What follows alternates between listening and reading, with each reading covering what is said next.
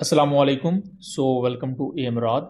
China की तरफ से फुजियान एयरक्राफ्ट कैरियर की नई वीडियो रिलीज़ की गई है, जिसमें पहली दफ़ा KJ-600 एवैक्स, J-35 स्टेल्थ एयरक्राफ्ट और J-15T एयरक्राफ्ट को पहली दफ़ा टेक ऑफ और लैंड करवाया गया। J-35 के कॉन्टेक्स्ट में और KJ-600 के कॉन्टेक्स्ट में ये पहला ऐसा ऑपरेशन था जहां हमने इन दो पर्टिकुलर इक्विपमेंट को टाइप 003 एयरक्राफ्ट कैरियर पर ऑपरेशनल देखा। इसके साथ साथ J-35 की वर्टिकल टेल पर एक पर्टिकुलर मिसाइल सिस्टम को पेंट किया गया था, जिसको लेकर बहुत से एनालिस्ट का ये मानना है कि ये चाइना का एक new air to air missile है, मोस्ट प्रोबेबली PL-16 या जिसे हम PL-21 भी कह देते हैं, क्योंकि चाइना एक ही वक्त में मल्टीपल वेपन सिस्टम्स टेस्ट कर रहा होता है, जिसकी वजह से कभी कभार अंदाजा लगा पाना मुश्किल हो जाता है कि किस मिसाइल को क्या डेजिग्नेशन दी गई है। चाइनीज नेवी और चाइनीज एयरफोर्स दोनों ही J-35 को अपनी सर्विस में इंडक्ट कर चुकी हैं और अब इनको ऑपरेशनलाइज किया जा रहा है।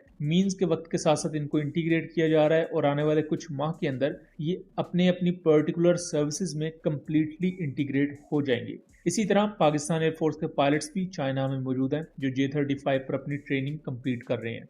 इस दौरान प्रैक्टिकली J-35 को चाइनीज एयरक्राफ्ट कैरियर से ऑपरेट करवाना ये बहुत बड़ा लैंडमार्क है। चाइना ने अपनी नेवी में स्टेल्थ एयरक्राफ्ट को इंडक्ट करने के बाद अब यूएस को बेसिकली टक्कर देने की वो पोजीशन में आ चुकी हैं। और अगर J-35 के करंट पेलोड कैपेसिटी को देखा जाए तो ये इवन F-35 से ज़्यादा वेपन्स या पेलोड कैरी कर सकता है। इसकी इंटरनल बे को करंटली इस तरह डिज़ाइन किया गया है कि 4 BVR मिसाइल्स कैरी कर सकता है, जो कि अभी तक PL-15 और PL-17 हो सकती हैं, और फ्यूचर में हमें PL-21 और PL-16 जैसे BVR मिसाइल्स भी देखने को मिलेंगे। जबकि इसका J-35B वेरिएंट भी इस वक्त डेवलपमेंट फेजेस में है, जिस पर हमने इससे पहले वीडियो बनाई थी, और उसकी इंटरनल पेलोड कैपेसिटी और ज़्यादा इंक्रीज की जाएगी। J-35 को एंटी शिप रोल में भी इस कॉन्टेक्स्ट में डिज़ाइन किया गया है कि लॉन्गर रेंज पर ये अपने विंग्स पर ही वेपन्स कैरी कर सकता है और बहुत ही ज़्यादा स्टैंड ऑफ रेंजेस पर उन्हें फायर कर सकता है, जिसकी वजह से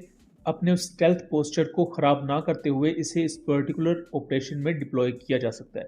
यहाँ J-35 एयरक्राफ्ट की वर्टिकल टेल को अगर आप देखें तो एक शार्क देखी जा सकती है, जो कि basically Chinese naval fighter aircraft पर या नेवल एयर आर्म के एयरक्राफ्ट पर आपको ये शार्क वाले सिंबल्स देखने को मिलेंगे। लेकिन J-35 पर देखें तो यहाँ इस शार्क ने एक मिसाइल को कैरी किया हुआ है, जो कि एक एयर टू एयर मिसाइल है। इसको लेकर बहुत से लोगों का ये ख्याल है कि ये PL-15 ही है, बट उसके साथ साथ एक दूसरी थ्योरी भी फ्लोट कर रही है कि चाइना ऑलरेडी PL-15 को एक लंबे अरसे से यूज कर रहा है और चाइना वक्त के साथ साथ नए नए वेपन सिस्टम्स को इंडक्ट भी कर रहा है।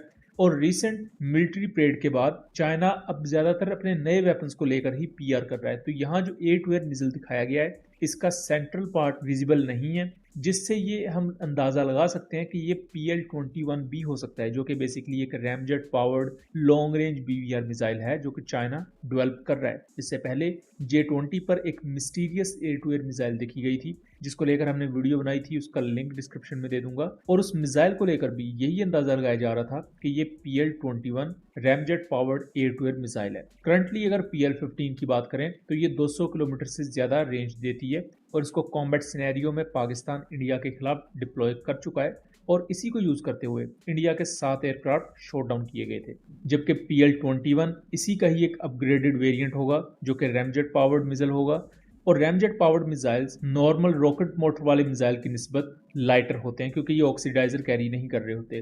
तो PL-21 ज्यादा तादाद में कैरी किए जा सकते होंगे J-35 पर, अगर फ्यूचर में इसके जो वेरिएंट आएंगे उनकी कॉन्फ़िगरेशन को देखा जाए। उसके साथ साथ एक और मिस्टीरियस BVR मिसाइल भी है चाइना की सर्विस में, जिसे PL-16 कहा जाता है। इसके ऑपरेशनल स्टेटस से रिलेटेड तो अभी चीजें अननोन है, बट इसके स्पेसिफिकेशंस भी PL-15 से ज्यादा सुपीरियर बताए जाते हैं। अब ये चीज पाकिस्तान के लिए बहुत ज्यादा अहम है। चाइना इस वक्त एक कम्बिनेशन यूज कर रहा है, या बहुत जल्द वो यूज करेंगे, रैमजेट पावर्ड मिसाइल्स का और दूसरी तरफ rocket motor based BVR missiles का।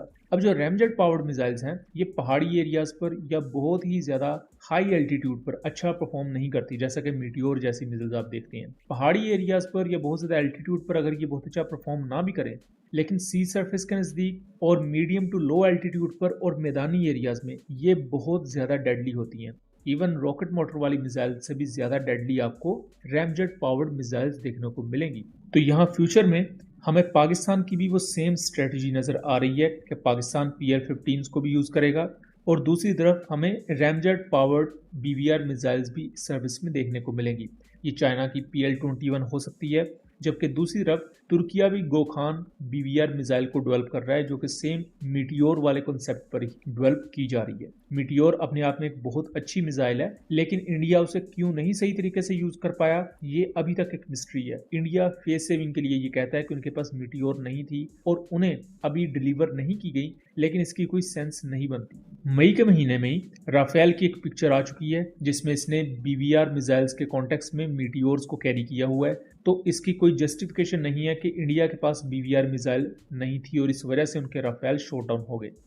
जबकि यहीं PL-21 को डिस्कस करते हुए हम इस चीज को भी इंडिकेट करना चाहेंगे कि पाकिस्तान फास्ट-2 मिसाइल को डेवलप कर रहा है with the help of Turkiye. तुर्की का जो बेसिकली BVR मिसाइल प्रोजेक्ट है उसे पाकिस्तान ने अपने BVR मिसाइल के प्रोजेक्ट के साथ मर्ज कर दिया है। तो हमें जो फास्ट-2 देखने को मिलेगी वो 180 किलोमीटर की rocket motor based BVR missile होगी। एक्टिव रडार गाइडेंस और डाटा लिंक गाइडेंस आपको उसमें देखने को मिलेगी। लेकिन इसका थर्ड वेरिएंट यानी कि फास्ट-3 एक रैमजेट पावर्ड BVR मिसाइल हो सकता है। लेकिन आने वाले वक्त में देखना दिलचस्प होगा कि पाकिस्तान अपने BVR मिसाइल के प्रोजेक्ट को लेकर किस तरह आगे बढ़ता है और इस पर हमें कब नई अपडेट्स देखने को मिलेंगी। सो दोस्तों, ये था एक एनालिसिस। उम्मीद करता हूँ चीज़ें क्लियर रही होंगी। वीडियो पसंद आई हो तो इसे ज़्यादा से ज़्यादा शेयर कीजिएगा ताकि इस तरह की मज़ीद इन्फॉर्मेटिव वीडियोस हम आपके लिए लेकर आ सकें। मिलेंगे अगली वीडियो में, तब तक के लिए अल्लाह हाफिज़।